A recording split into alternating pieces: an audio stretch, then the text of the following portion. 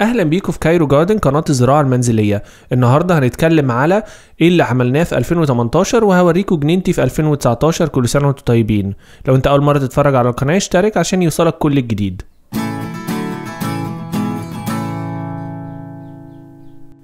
في 2018 اتكلمنا على مواضيع كتير، منهم اهم حاجة 30 يوم زراعة في المنزل. 15 حلقة عملناهم وهنعمل الباقي في 2019. اتكلمنا على الطماطم وزراعة الفلفل.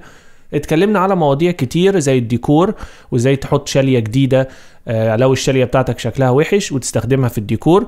برضو اتكلمنا على اضافة السماد للنباتات، وده كان مهم جدا للزهور اللي زرعناها. زرعنا زهور كتير جدا في الحلقات بتاعت 2018، منهم عباد الشمس ومنهم نقل النباتات، وده كان درس مهم جدا غير 30 يوم زراعة. والتراريوم ده كان من الحلقات الحلوة، وبرضو زراعة النباتات في المية.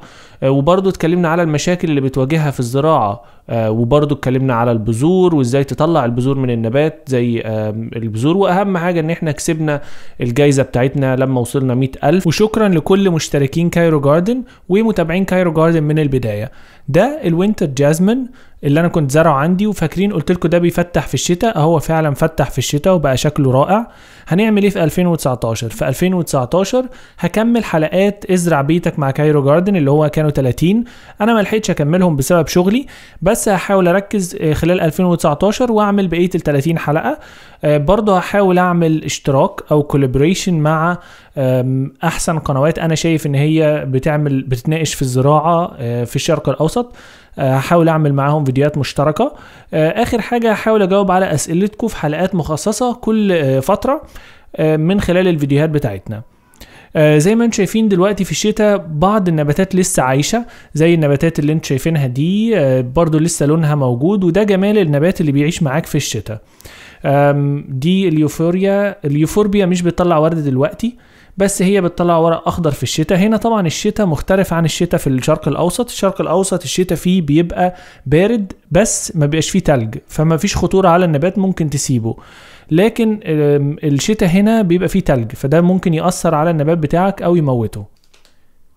وده نبات الهوشيرا، والجميل في النبات ده ان هو اصفر زي ما انتم شايفين كده، وبيفضل موجود في وقت الشتاء اللي هو زي التلج.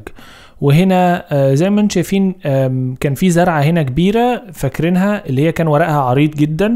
الزرعة دي استوائية او بتحتاج الحرارة، ففي فصل الشتاء انا باخد اوراقها وبحطها فوقيها كده كأني بدفنها علشان قلب الزرعة نفسه ما يموتش وتفضل عايشة معايا.